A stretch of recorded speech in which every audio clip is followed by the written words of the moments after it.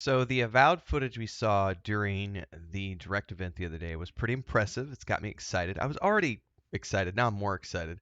I love Pillars of Eternity. I love Obsidian Entertainment. Pretty sure I've played every game they've ever produced.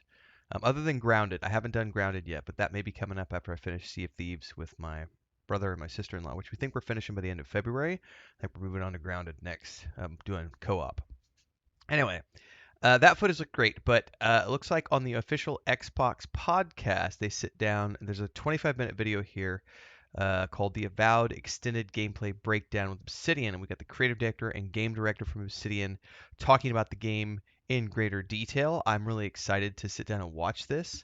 So we're going to be doing that this morning. I'm actually going to pull up my chair and sit today instead of standing here while I watch this because this is a bit of a longer thing and I've already been recording videos today. So without further ado, let's go ahead and get my Streamlabs out of the way.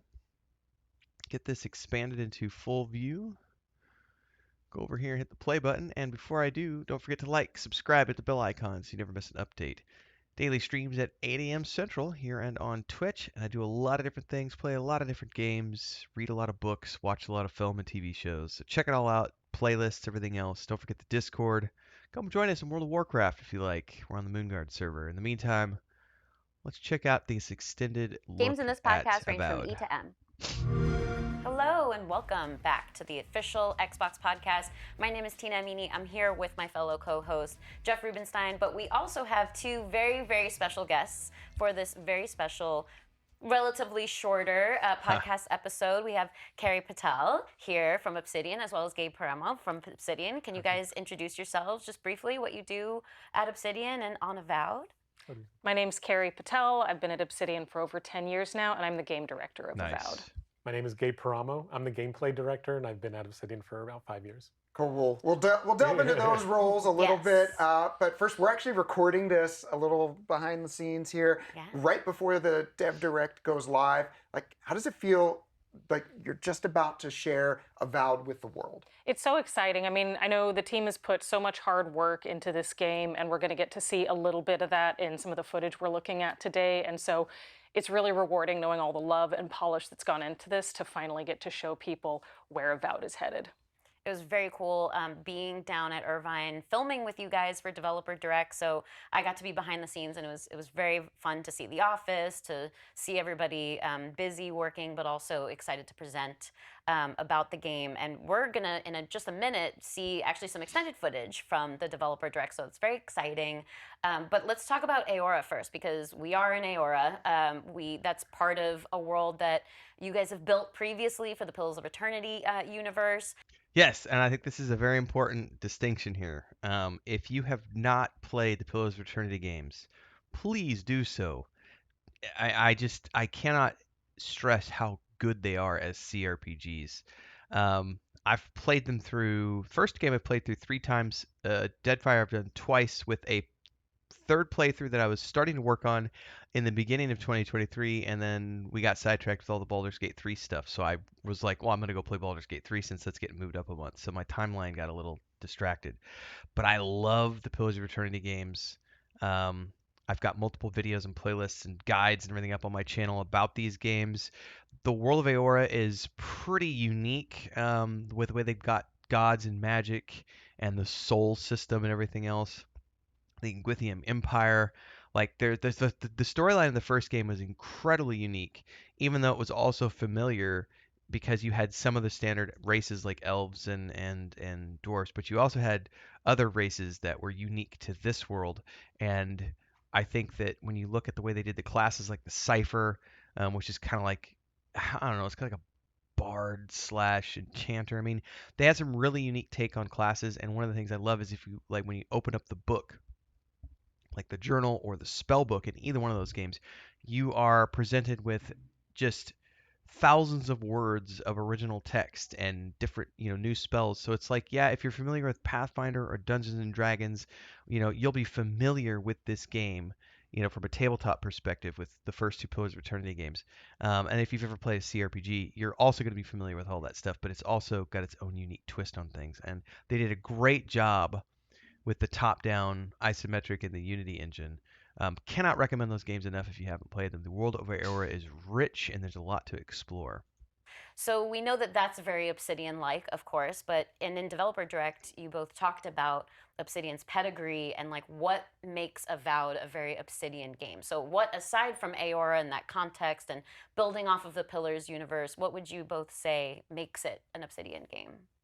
For me, it's really about our player centric approach to role play. Our studio's motto is your world's your way. And so the way we really approach choice and consequence and everything else is just giving players opportunities to define who they are in this world, how they want to behave, like just what fantasy, what challenges Pistols they to the want to face. undertake. And so with all of the content we design, whether it's quests, companion relationships, or gameplay, which Gabe can talk to, we really try to create this player-shaped whole so that we're always leaving room for players to really step in, drive the game and the story forward, and just define who they are in this setting. Yeah, from the gameplay perspective, right? If you look at Grounded, Grounded is your world's your way. You get to build whatever world you want.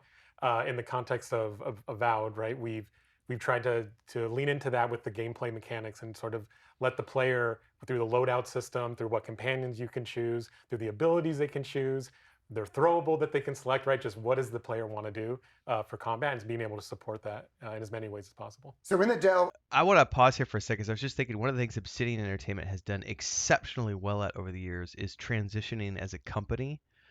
They have always produced good games that are fun, and they are always producing new things for the new generation. So Obsidian, if you look, let's go back to Knights of the Old Republic 2, then Neverwinter Nights 2, and then coming into what they did with Fallout New Vegas as examples where they've come into other franchises and picked up and carried on. They have always taken those franchises to new heights, and they've always come in and improved upon the original model and added their own twist to things and modernized.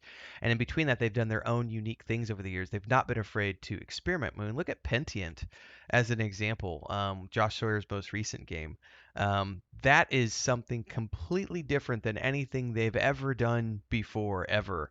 As was Grounded. Grounded has been completely different than anything they've ever done before, and it just shows that they've transitioned into this modern era of they're experimenting with different things. They're not afraid to see what works, and they make good, fun games that people quite enjoy. So I think it's been very interesting because I look at Avowed, what you just described. We're pivoting into creating a Skyrim-ish game in that sense, a first-person RPG that many people are going to associate with Skyrim because that's just like the number one that everyone has in their mind for years and years and years.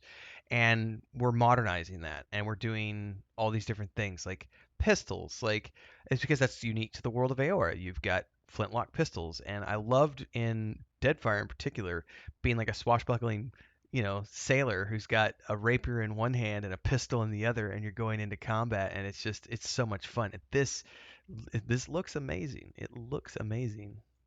in the Dev Direct, you kind of swooped through very quickly. There's a lot there to take in. So as Tina said, we have some extended footage here, and we're actually gonna, we're gonna bust out our telestrators and we're gonna pause and say, okay, well, what did we just see here? So why don't we roll some of that footage and let's get into it. All right, so tell us, where in the game is this area? How do you encounter it even? So this is Shatterscarp, which is the third region in the game. But what we're exploring here is just Nice. one tiny little adventure space in one corner of the region. And is this something you could even miss? Is this an optional area or something you're definitely going to hit? It's absolutely missable. Discoverability and letting players be the authors of their own experience is obviously very important to us. So the content you're seeing here, the quest you're encountering, the little stories and nuggets of adventures you're finding, that's really for players who go out and seek it out. So exploration gets rewarded, of course, and this is, from my understanding, a side quest too. So it's definitely something you can stumble on, decide to partake in or not. By the way, for some reason my spacebar's not working to pause the videos, but what I wanted to stop here and say is that if you've never played any of Obsidian's other games and you're a completionist, you're going to be so satisfied because they give you like the previous, like if you look at Pillars of Eternity 1 and 2, those are each one of those games is 150 to 200 hours if you really want to go and like do completionist mode and clear all the map. I expect nothing less than that here, and I love the fact that their opening sequence that they're showing off is a side quest optional area just to show you, oh yeah, there's lots of stuff to see and do here. tell. I've been at Hang on. But speaking of enemies, as we're territory. There are I missed and nuggets of adventures you're finding. That's really for players who go out and seek it out. So exploration gets rewarded, of course, and this is, from my understanding, a side quest too. Looks so like you've definitely got something you can companions stumble as on, well. decide to partake in or not. But I'm curious, who are these enemies? Because I feel like we just wandered into their territory and it's just a family having a good old time, and we're just killing them out of nowhere. So who are these enemies and why do we hate them? Well, I don't think we hate them, actually. They're fine. It's more that they just don't really, there are Zorups, right? They're from Pillars of Eternity. They don't really speak a language that we can understand, but they're very territorial, right? So you've stepped on their space. They're trying to get back their territory in this area, and yeah, they're just gonna take down whatever gets in their way. Can I just call it? We've confirmed swimming. Swimming is part of this game now. Yep. Confirmed. But speaking of enemies, as we're going through this area, I'm just curious. Swimming is part of this game Check this out. He pulled the mob to him with magic and then sliced him. now. Yep. Confirmed. But speaking of enemies, as we're going through this area, I'm just curious, what are the other types And a of shield enemies slam. that you might encounter, and what does that difficulty progression look like? Because I know we're about midway stab, through here, powered stab but of perhaps some later type? in the game, what does that look like? Well, we've shown off ogres and we've shown off, big, scary-looking bears. Yep. But yeah, what's this? we have our he archetypes, right? So like shape-shifted? What did he do to healers him? and brute melee characters, brute range, people that are trying to use magic, melee attacks, right? So just a bunch of variety of enemies that you can fight and have to use the gameplay mechanics in order to defeat. Yeah. So there was a lot of stuff in the combat that actually I want to go back to. So if we can back that video up and go back to that first encounter. Speaking of gameplay mechanics. Exactly. I have some questions here. Yeah. Okay. So you're armed. I see you immediately you pull out a sword and a shield. It looked like there was a parry move that the player uses here. Like right. Well, it's coming up here in a second. And then also charging the shield. Tell us about this. Yeah. So what you're seeing here is our dual wielding system. Basically, mouth is the so player open, has right? two loadouts, and you can put loadouts. something in your offhand and a weapon in your primary hand. And we allow the player to mix and match one-handed Drinking weapons. a potion. And so right there, what you're seeing is your sword and board, right, going into it. Hang on. We allow the player to Look mix at the and way match he does one-handed. this. So when he chugs the potion, he pulls it out and flips the cork off with his thumb. That's so cool. And you can put something in your offhand and a weapon in your primary hand. And we allow the player to mix and match one-handed weapons. And so right there, what you're seeing is your sword and board, right, going into it and trying to close the gap in the distance and having the ability to parry with your shield and power attack with your sword. So there was a shielded enemy, and it felt like the sword and board stopped working. But then you also, right there, you pull somebody in, a little, get over here. Talk to us about some of the different skills. and shield abilities. bash. Yeah, so that's one of our ranged units that basically is out in the distance. You're using Into the Fray, which is the mechanic to allow you to pull the enemy closer to you. Into the fray. Again, we have power attack. That's a blocker. That's essentially I'm gonna fry him. not your basic melee attacks are just not going to go through it. So you're gonna have to use your power attack to be able to break their block. Or you can swap to the wand if there's a shielded enemy, you're not getting through to them. So how often in the game do you find, maybe yourselves through the experience, I'm much more a magic player. I suspect I will be heading down like more of the wanded path, but clearly there's diversity with enemies and diversity in how you need to approach them. So That's a good question, by the way. I don't know what class I will play. Traditionally, when I play Obsidian games, there's CRPGs, I've always played a rogue the first time through, always. And the first time I played Skyrim, I did a ranger rogue. First time I played Obsidian, ranger rogue. Like, I like doing it that way. I may go ranger rogue for my first playthrough of this game, but I definitely want to come back because the wand system looks amazing. The magic system looks amazing. And I can see this being a game where I'm going to want to play like a gun-wielding sorcerer. Like, seriously, think about that for a minute. Like, you've got a pistol in one hand and a wand in the other. And it's all about just, pistol to the face, wand the AoE, like, hell to the yes, man. Hell, I might just play a spellcasting rogue who uses pistols and a wand. Hell yeah. Instead Can of you a talk bow. about like how much you guys maybe in your play experiences have been swapping between them? Like what can we expect as players? Quick commercial break, everyone, to celebrate and give thanks to all of these amazing people who keep me on the air full time. Really appreciate the support. All you got to do is join as a member. You get access to private videos. You can also do super thanks on any upload or super chats and stickers on any live stream or premiere you see. And beyond that, don't forget we're multi-streaming over on Twitch now, so you can support over there as well. Thanks so much to everybody. Let's get back to the video at hand. We definitely try to have these mechanics that are common amongst most weapons, but at the same time, try to give the space across all the different weapon types. So if you're using the wand, there's a lot of homing going on there. There's a lot of it's magic damage. It's going through it's going through their armor and stuff like that. That's why I like it. Yeah, exactly. Versus again using a melee weapon where you're going to have to Sword get and closer wand. to them. So a little bit personal style, Yes. a little bit like what are the enemies you're actually dealing with in that moment. Yeah. One of the great things about the system that Gabe's team has been building, though, is it's very flexible, and it nice supports parry. players mixing and matching between weapons, Dodge. between ability trees. Two-handed Respecking axe. is pretty easy for players who really want to try something different. So when I'm playing, I kind of love to follow my sense of.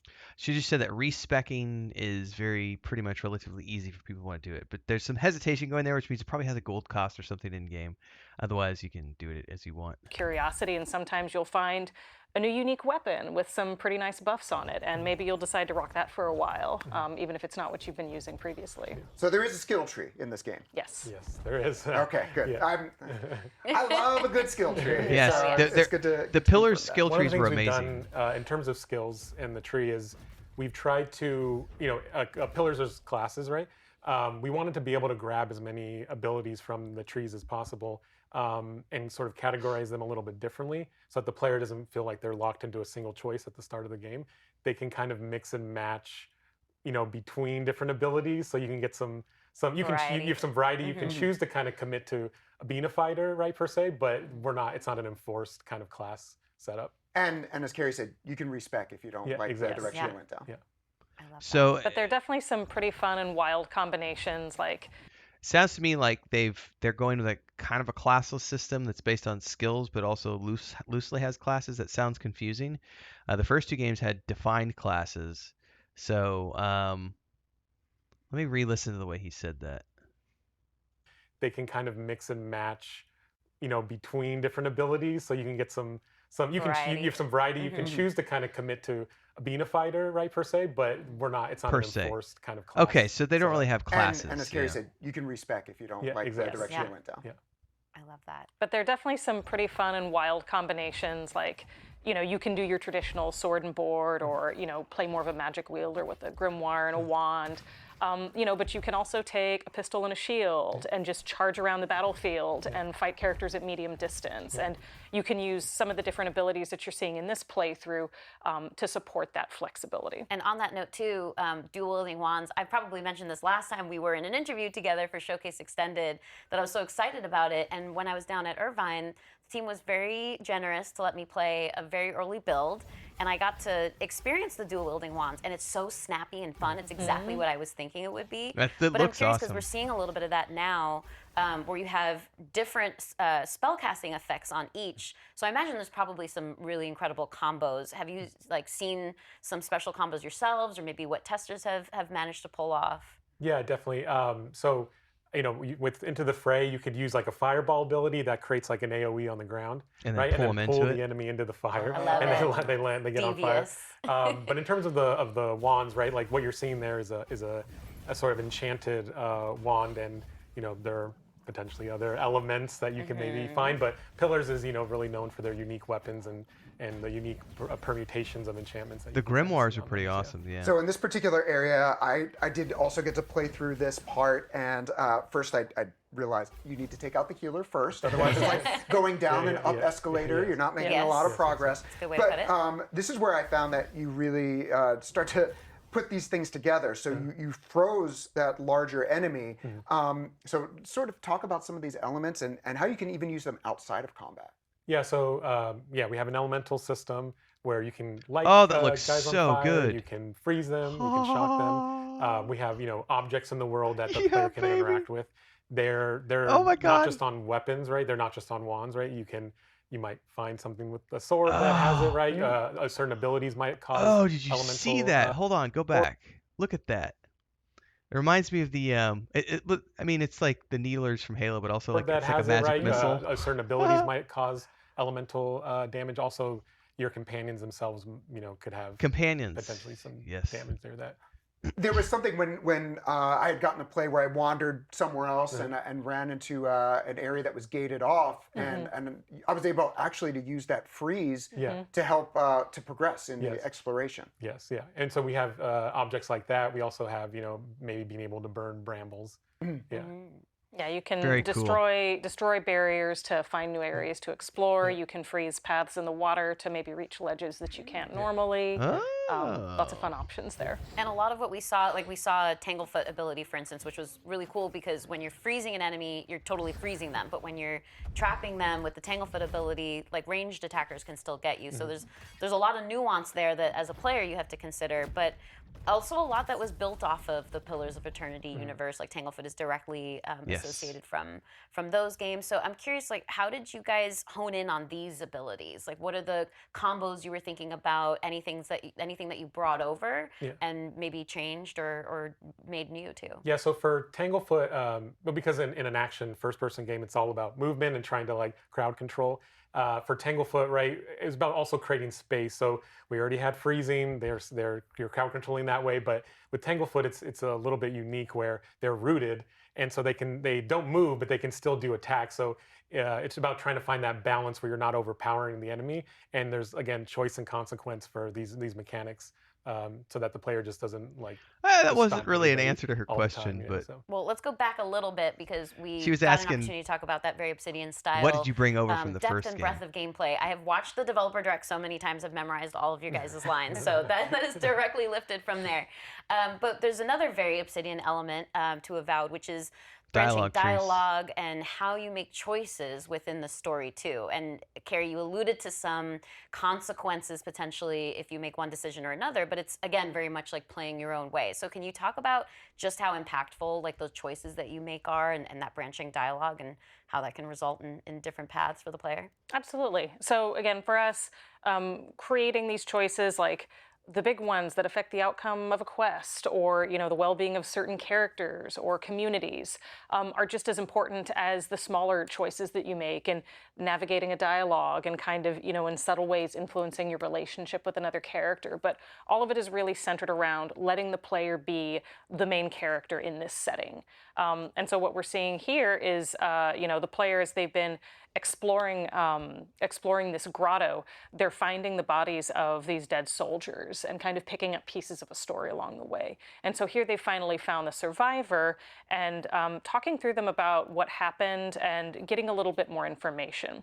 So there is a moment that's going to come up after this where the player can confront the guy who ran away and make a pretty impactful choice with him about how they decide to navigate that conversation. And they can either, it's very obvious that this guy was in over his head, and then they can either sympathize with him and console him a little bit, or challenge him for his cowardice and for the way he abandoned his unit. And the way the player navigates that conversation definitely has big consequences for how that encounter plays out. So you mentioned your player being the main character, but they're not the solo character. We see in this conversation Companions. Giada and Kai, I want to say. Can you tell us about the relationship with companions and how they interact both in the How story many can you and have? in gameplay? Sure. So, your companions are your traveling partners in your journey through the Living Lands. They all have deep ties to different regions of the Living Lands, and they all have their own personal reasons for wanting to ally with the player and help them resolve the big conflicts that you're encountering over the course of the game. That's the same as the first two games. So they're your allies, in But some how ways many your can you have? advisors, your local guides, and they provide a lot of additional commentary and context that reveals something both about their character but also about about the corner of the world that you're exploring. And Kai in particular has a pretty deep history with Shatterscarp that comes out a little bit over the course of this quest as he starts to see how the region and the people have changed in his absence and maybe where he let them down. But obviously they're also your allies in battle, and that's something that Gabe can speak to. Yes, please. Yeah, so for the companions, we wanted to make sure that they had their role in the. It looks like you're gonna have two. And so again, like I talked about, Kai can help you with the burning brambles, and Giada is healing, right? And so Kai's kind of your tank. He has an ability that's called Taunt. Or it's not called Taunt, but it's a Taunt. And a Taunt allows you to basically make the enemy take aggression from them and start to focus on Kai. And then Giada can have the ability to heal your party. So yeah, just they have impact in combat as well, yeah. Should we assume there will be other companions throughout the game as well? Yes, you'll meet a couple more. Kai and Giada are just two of them. Okay. Very I just much know so. Obsidian known for some Yes, pretty exactly. great companions. Yes. I was going to say over the the same years. thing. They have Yeah, had exactly. amazing Certainly an companions expectation. over the years. But you mentioned Shatterscarp. I'm already really sad for Kai, and I already want to console him because I feel like there's some history to uncover there. But what is Shatterscarp? That's obviously where we are in this mission, in this extended It looks beautiful. footage that we've been seeing from Developer Direct. What is the context to Shatterscarp that we should know? Yeah, so as you can see, it's a very arid environment.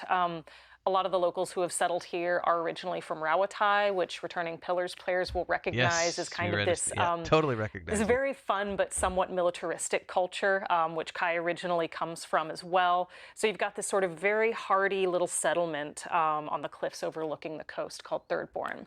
But what the player encounters here is a ramp up in tensions between their people, the Adirian Empire, and the locals, again, here primarily settled around Italians, as everybody's sort of trying to negotiate some conflicts that are taking place and, starting to grow in the Living Lands. You're also such good seeing story background. the stronger effects of something called the Dream Scourge, which is this spiritual plague that you've been sent here to investigate. Spiritual plague. And just to add into that mix, we've also got an archmage who has taken up one corner of the map and created her own little frozen labyrinth there. So there are a lot of different characters, a lot of different tensions to navigate, and that the player's going to get to encounter here. Carrie, stop, you're saying too much. So we're noticing just with the player, they're mantling their way through. It's a very vertical area, and there was actually one part of the footage where they look down and there's enemies there, and they choose not to engage. So if you could just talk about like the size of this area and just like how that affords the ability to like choose. Also the verticality, because you're seeing that you have the option to completely bypass all that combat below, but also have an advantage from an attacking perspective if you are up above. I like that. I like the verticality. Even just what to engage with and what not Your to. literal path. Yes. Yeah, so it's like it's open zone, right? So comparable to Outer Worlds areas on the larger side, and multiple paths essentially to be able to tackle combat situations Or avoid them. I or avoid suppose. them. Yeah, exactly. Yeah. But yeah, I mean, this area is entirely discoverable, which means it's also entirely missable. And I really want to give a shout out to Tyler McCombs, who's the area designer who set up the little grotto we're exploring. As you mentioned, there's a wonderful sense of verticality, just a lot of wonderful nooks and crannies to explore, and that's something that we really wanted to take advantage of and also set up, as Gabe mentioned, really fun combat. Well, I'm going to go back That's to this something real that quick quality, because look at this. just a lot of wonderful nooks and crannies. So we came in from underneath, we swam up and under and came up in this grotto, and now we're in here. We can totally see that is a cave up there. So we can go up here and explore all of this, and then we're going up and into this cave. Heck yeah. To explore, and that's something that we really wanted to take advantage of and also set up, as Gabe mentioned, really fun combat encounters around that let you either just jump in, charge right in, or take a more tactical and measured approach. And you see that even in this first combat that you encounter when you dive through that skull's mouth and you come up out of the water. Our playtester here takes the rightmost path, which is the sneaky one, but you can also just Leroy Jenkins your way up the middle and just Nice jump right into the reference. fray. I love that. Well, we got so much additional detail in this podcast. Really appreciate you both joining us. But before we wrap up, we have just a couple more questions to Developer Direct is like an interesting show for us because we hand over complete reins to the developers, wanting to give you all an opportunity to talk about the craft, the very Obsidian craft in your guys' case, that goes into the game and how the team thinks about things when you're putting things together. So I'm just curious to hear a little bit more about that kind of team culture and also both of your roles. Like, how do they integrate? What does a creative director do? What does a gameplay director do? And what's your day-to-day working together like to bring this game together to life? Want to start? Sure. So yeah, as the game director on the project, I'm responsible for setting out the vision and helping to guide the team in all of our different efforts towards that, and make sure that we're really building a looks so cohesive and good. exciting player experience. And both the joy and the challenge of that is, RPGs are so feature rich and so content rich. We have so many different systems supporting our combat, our exploration, and then there's the way we build quests, the way we seed them through the world, the way we try to nudge players towards them without being too heavy-handed about it. And so, I'm always trying we're always trying to balance how these elements work together to, again, create an experience that's cohesive and consistent, but also allow room for surprises and nuance and fun, and not get so precious about the dogma of what we're building that we don't allow for those expressions of creativity and those things that, we as developers love to create and we know players are going to love to find. Yeah, from as my role as gameplay director, I'm trying to direct a team for that's kind of more revolved around conversations, exploration, and combat. Right, that's kind of the big overseen parts of the game, and just working with Carrie to just make sure that we're following our pillars. If you will. Yeah, exactly. No pun intended. Exactly. Following our pillars, and having little back and forth fights, right? About whether the blocker should be holding a shield or the blocker should be holding a spear. You were absolutely right, by the way. But yeah, just making sure that we're working together to be able to get the gameplay features that are fun, make sure it fits in the lore, make sure it fits part of the world, make sure we're not doing anything that's maybe doesn't fit within the Obsidian brand, right? Like things that are mechanics that are too binary, right? And more a little bit more. Less black and white and a little bit more like how RPG players would like them to be. So yeah. God, that looks so one of good. the great things about our studio culture is, so many of us are RPG fans, and I feel like one of the real strengths of being a mid-sized developer is we are, just large enough to be ambitious with the gameplay and the content we build, but also, small enough that we can still be nimble and Yeah, you again can still be agile and pivot. allow people to take big swings. And the Leviathan Hollow that we see in this this playthrough is a really great example of that. Originally, it was scoped to be much smaller, and again, we found that the area designer Tyler, who was working on that, had a schedule. Things were going great, and so his producer and his lead kind of looked at the schedule and said, yeah, if you want, you've got time to make something more out of this. And we've got an excellent showpiece here that, again, is, a wonderful combination of, strong planning and coordination on the production side, to be sure, but also just some really great initiative, from the team. So it's something I've been wondering since Avowed was first revealed a few years back with that teaser. And that is like, what can we glean from the title? When I think of like Avowed, like you can vow revenge. You could be avowed enemies. It feels like very personal. I'm just curious, like what we He's can, looking what for we a can teaser, take man. away from the title as I want more right now, Yeah. but this is all we're gonna get today. Yeah. But just what can we be thinking about here? So I won't say too much this time, Gabe, but yeah, so as the player character, you're the envoy. So you're a representative of the Adirian Empire. Yeah. You are the personal representative of the Emperor himself, and you're sent here on this mission to investigate the spiritual plague. So on the one hand, you're avowed to the Emperor and the Empire that you serve, but while you're in the Living Lands, you might discover another unique connection to something else that's very close to you. So this game is very much about choosing your loyalties and choosing what matters most to you. And that's all I'll say about this. All right. Well, I know what matters most to me is getting to play this game. We'll talk more about that, but we will hear a little bit more because coming up, I want to say this Sunday, Carrie, you're going to be on Drop Frames with JP and Co and Ezekiel. So make sure you tune into that. Anything else, like before we let you go, though, that you want to talk about? I just can't wait for players to jump into the Living Lands for themselves and explore all that it has to offer. Again, one of the big delights of being a developer on a game like this is creating so much for players to find, and knowing that not everybody's going to seek it out and not everybody's going to find it, but Not on the knowing that the first players playthrough who though. do That's are what really second going to and third enjoy the playthroughs are secrets they for. discover. I know that we've talked about a lot of stuff, but it's still just Just a slice. yeah, Okay. it's just a Yes. slight- Teeny wedge. I want it. I want know, it. yes, absolutely. And we did get an opportunity to dive in a little bit deeper. So thank you both again so much for coming out and being able to talk to us. But yes, it is such a small slice of it. So I'm excited to see more. And we did announce in Developer Direct that the game is coming out in fall 2024. So Don't have a date it won't yet, be too but- long before we'll all be able to do so. And otherwise, we will see you for a regularly scheduled episode of the podcast with a regular length of a podcast later this week. So you get 2 in 1 week. Oh, nice. So please enjoy that, and thank you again, Carrie and Kate. Thank you for So having us. there's going to be another podcast about Avowed coming later this week. So well, definitely expect to see me react to that as well, because there is Avowed coming down the pipeline, and I'm super excited about this game. Expect me to play the shit out of this once it goes live, everybody. I love the first 2 games. It would be an amazing thing if I had time to play through Deadfire at least before this comes out. Boy, I don't know if I have the spare time. It might happen. You never know. We'll see. But such good games. And Avowed's going to be awesome. I can't wait. So I'll continue to cover this game as it comes out, do videos around podcasts and stuff like this. So if you like this, don't forget to like, subscribe, hit the bell icon so you never miss an update.